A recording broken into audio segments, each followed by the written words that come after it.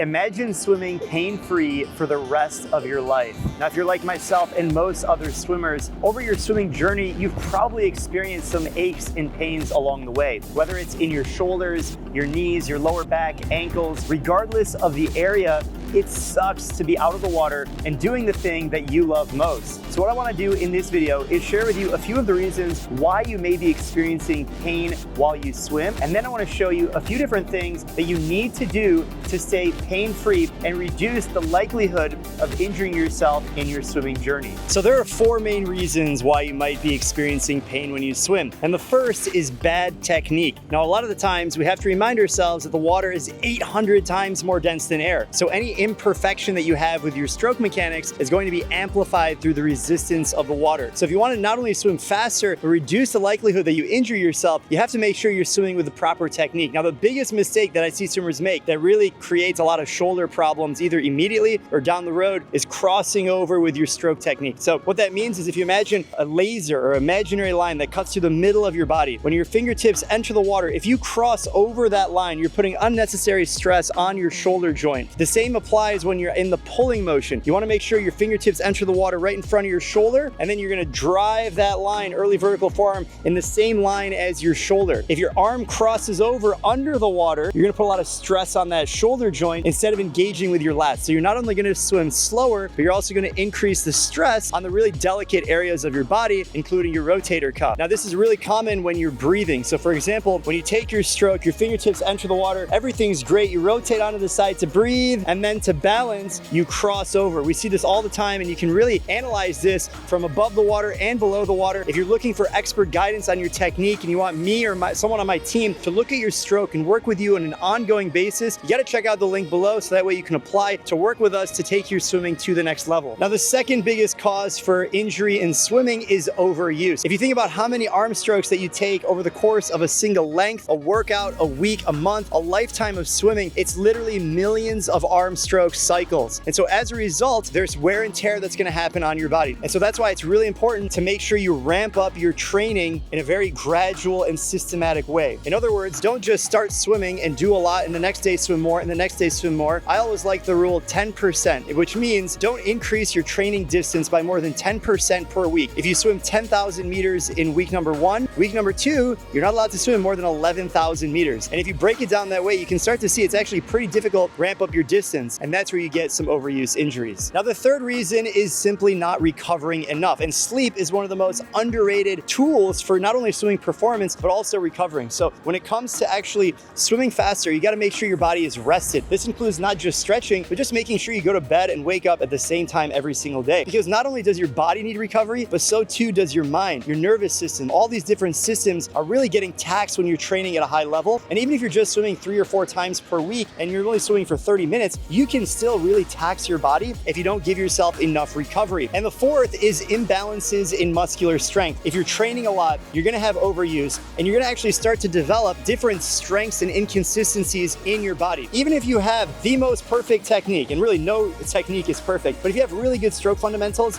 depending on your body type and other activities that you do and how you developed as a child into your adulthood, you're actually going to increase the likelihood that something can go wrong because you have different strength levels in different parts of your body. And the way that you can actually solve this problem is by strength training out of the water. Now, in addition to improving your technique and recovery, you need to be training out of the water to maximize your strength and stability so that you reduce your chance of injury. So what I want to do for you guys is share with you a dynamic warm-up and actually a progression of injury prevention specific protocols and strength training that you can do out of the water several times per week. It requires no equipment and literally no experience to get started and implement this into your swimming routine along the way. Now, if you want the full program of the injury prevention protocol and additional dryland and strength training resources, then make sure you check out our Swing Academy. You can check out the link down below to learn more. Now, in the injury prevention protocol, we have a few different phases, and what I'm going to walk through right now is called stability, mobility, and recovery. And what we're gonna simply do is start out with arm circles. We're gonna go 10 small arm circles like we're washing windows in the forward direction. After 10, we're gonna reverse. We're going small circles, just getting the blood flowing. You can do this before every single workout. Really good dynamic. Now we're gonna go medium circles forward. just a little bit larger. Again, you're pointing your fingertips up to the sky or ceiling, medium in reverse. We're gonna go 10 of these circles. And then on this last round, we're gonna go bigger circles, forward, really getting our whole body now into it. Get the blood flowing through the shoulders. Shoulder mobility is huge. Really work on your flexibility, mobility, get the thoracic spine involved. 10 forward and then 10 reverse. There we go. If you notice, I don't know if you can see it in the camera, I'm coming up and down on my calves. Now my legs are engaged. Total body's working. Good, now shake it out.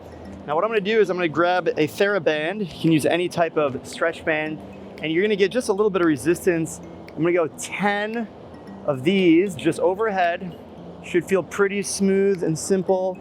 10 of these, and then after this, we're gonna hit the mat. We're gonna warm up our spine, thoracic spine. Also get the core nice and warm, and then we'll hit the main set of 3 rounds. So a couple more of these. Just feel the stretch at the top. Back muscles are getting engaged right there. Woo.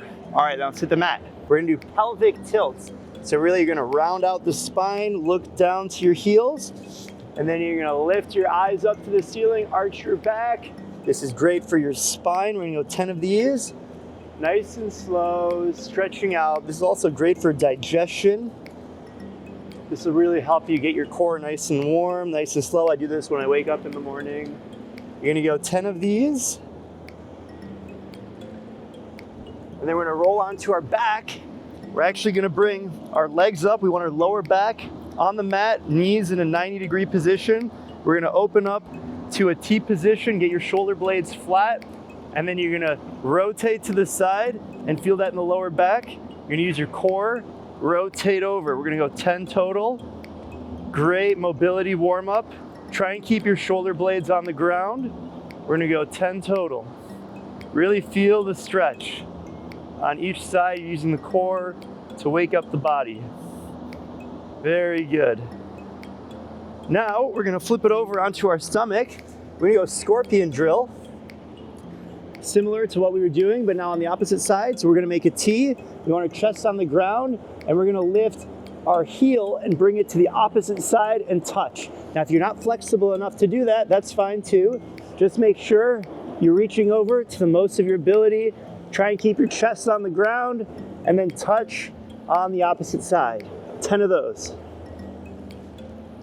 All right, that completes our warm-up. Now for the main set, we're gonna go 3 rounds of 4 exercises. The first one is going to be scapular push-ups, really working on our back, stability and mobility around our shoulders. Then we're gonna use the TheraBand, and we're gonna do external rotations. Then we're gonna do a back exercise where we're opening up our shoulder blades to our back. And then the last thing we're gonna do is what I call around the world. You can do this with weights or just with your body weight, and I'll show you what that looks like. So we're gonna go 10 reps of each of these. Well, let's get it. First one is the scapular push-ups. The way this works, you're gonna be in a push-up position, and you're gonna round out your back and get your body as high as you can away from the ground, and then you're gonna sink by keeping your arms straight and bring your shoulder blades together. You're gonna push up, and then you're gonna come down nice and slow. If you notice, my arms don't bend at all. Keep a good plank. If you can't hold a plank like this, you can do this with your knees on the ground. But try and go 10 reps, work on your shoulder mobility, and then push up. This is really working on your scapular muscle in your back, which stabilizes your rotator cuff. 10 of these, nice and slow. We're not going fast. Try and control, keep your elbows locked out. Now we're gonna grab the TheraBand. We're gonna do external rotations. You can do this with weights, sitting or on your side.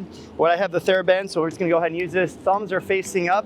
I wanna keep my shoulder blades connected, and we're gonna push out to about this far. You don't need to go any further. Try and keep your elbows in. Don't want your elbows flaring out. We're gonna go 10 of these, nice and controlled. Remember, we're doing this 4 exercises, 3 rounds through. Keep those elbows in as much as you can, depends on your flexibility, size of your lat muscles, a lot of different factors. Nice and controlled. You should feel the burn right there in the rotator cuff when you're doing the external rotation. You wanna keep your shoulder blades nice and back. You don't wanna feel the burn so much that you're fatigued and you can't do it anymore, but you should easily be able to get 10 reps in with a level of resistance that you have. Okay, next exercise we're gonna do is still with the TheraBand. You want some sort of resistance. You're gonna keep your thumbs out, up, and you're going to stretch the band and bring the band to your chest. Now what we're trying to do is we're trying to get our shoulder blades to basically touch each other. So this is not about pulling like this, keep your arms straight, bring your shoulder blades together. This is almost like a row exercise where you're really just trying to back row your shoulder blades together. There it is, 10 of those. Bring your shoulder blades together. Every rep.